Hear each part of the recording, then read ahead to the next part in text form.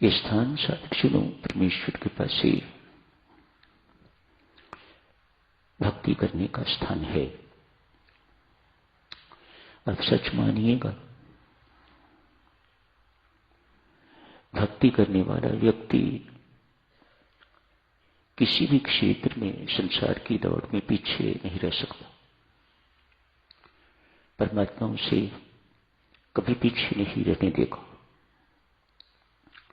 तो जो करने की चीज है भक्ति है। आप कहते हो हम समस्याओं से, विपदाओं से, संकटों से घिरे पड़े हैं, रोग हमें दुखी करते हैं, ऐसे में भक्ति कैसे हो? आपकी शिकायत सुनने में तो ठीक लगती है, लेकिन ठीक है नहीं। ये दास आपके सेवा में हाथ जोड़ के अरदास करता है, भक्ति करो, शेष सब कुछ अपने आप ठीक होगा। आप कहते हो नहीं, पहले सब कुछ ठीक हो फिर भक्ति करेंगे। ऐसा होता नहीं है। इसीलिए संकट विपदाएं दूर नहीं होती। आप ही विपरीत दिशा में चल रहे हो। भक्ति करो माता, सब कुछ अपने आप ठीक होगा। यदि ठीक नहीं होगा तो फिर भक्ति करेगा कौन? विश्वास से भक्ति करो। ऐसे स्थान, मैं ये नहीं कह रहा कि और स्थान ऐसे नहीं हैं। सभी स्थान जहां परमेश्वर विराजमान है, वे स्थान ऐसे ही होंगे जैसा श्री राम शरणम। श्री राम शरणम को किसी भी प्रकार से देवी सज्जनों कम नहीं मानिएगा, छोटा नहीं मानिएगा। बहुत उच्च स्थान है ये। इसकी पवित्रता बना के रखना हमारा कर्तव्य धर्म है।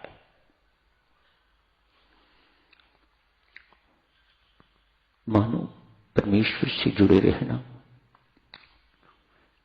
परमेश्वर की आराधना करनी, नाम जपना, ध्यान में बैठना, भजन कीर्तन इत्यादि करना, ये सब कुछ भक्ति के अंतर्गत है।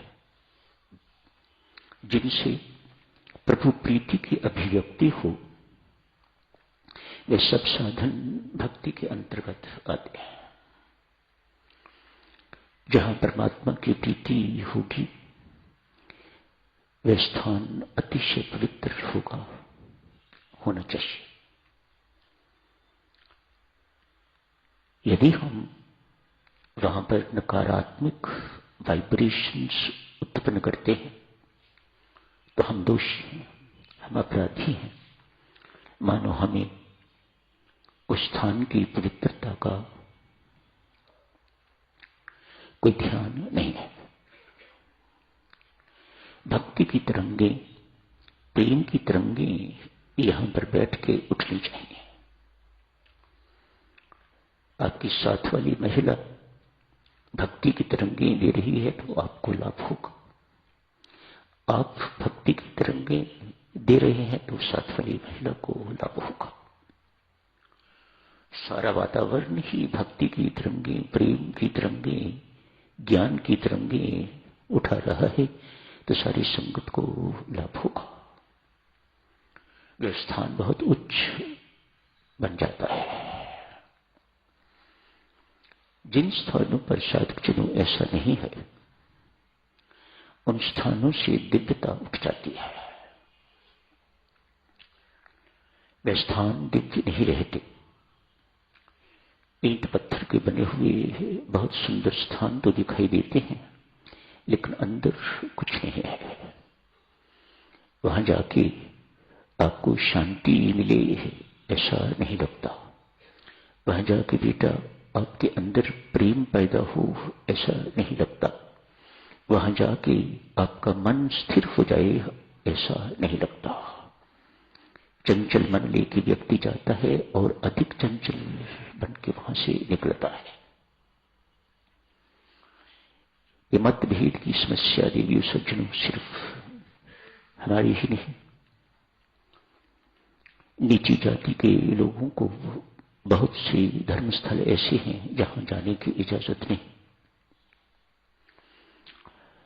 ऐसे स्थानों पर दिव्यता होगी, परमात्मा ही जाने, मैं कुछ नहीं कहता। एक सच्ची घटना देवी विदेश की, वहां भी ऐसी बातें होती थी, अब भी होती हैं। एक चर्च है, वहां के पादरी गोरे हैं,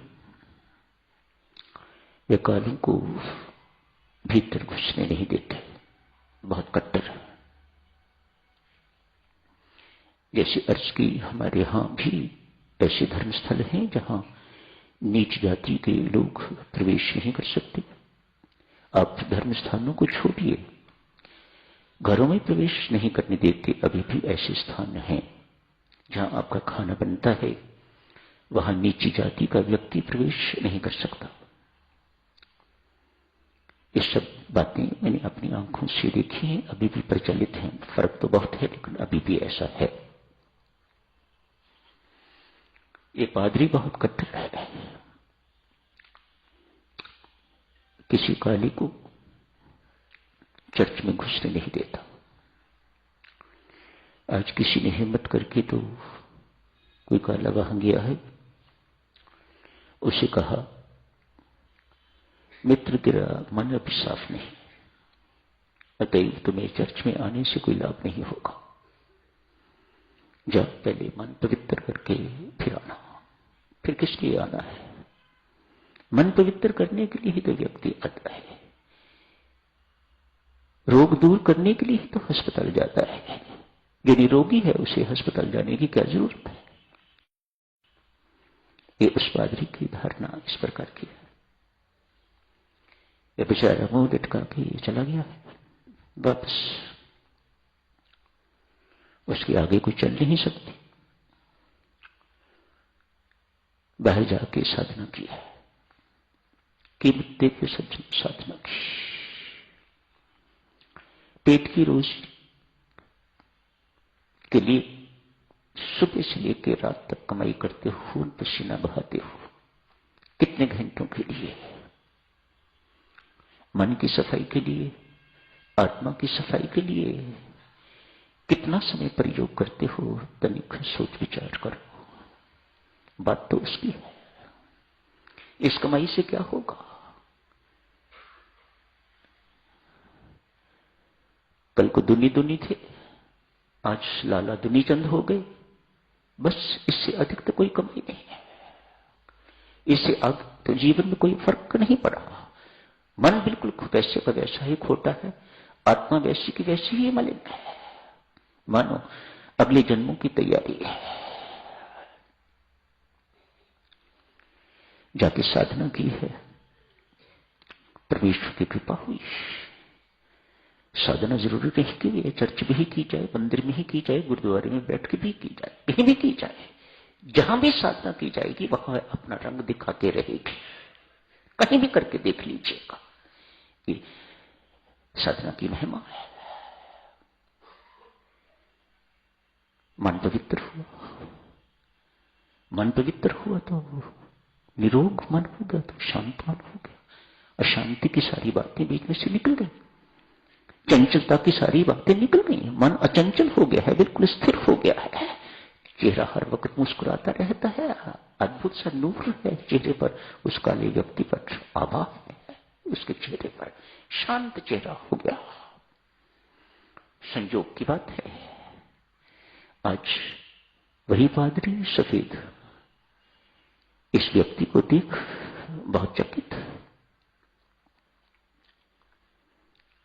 बड़ा शांत मुद्रा में कहीं खड़ा है, कोई परवाह नहीं उसे।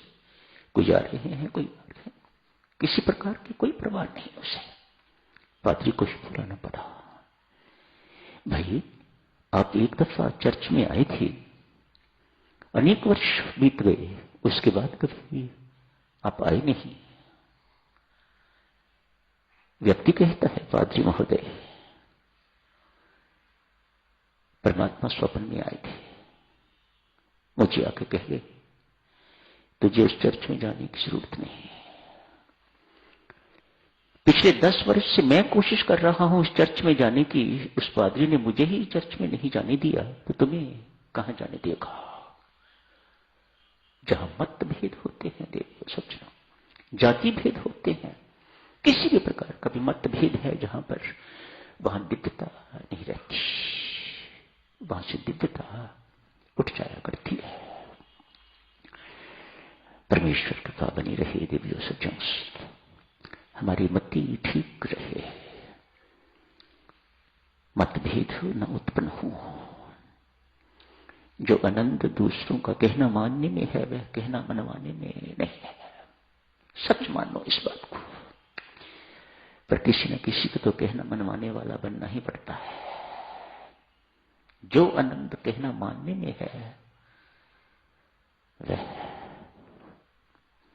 जो आनंद छोटे बन के रहने में है, वह बड़ा बनने में नहीं है। जो आनंद शिष्य बन के रहने में है, वह गुरु बनने में है।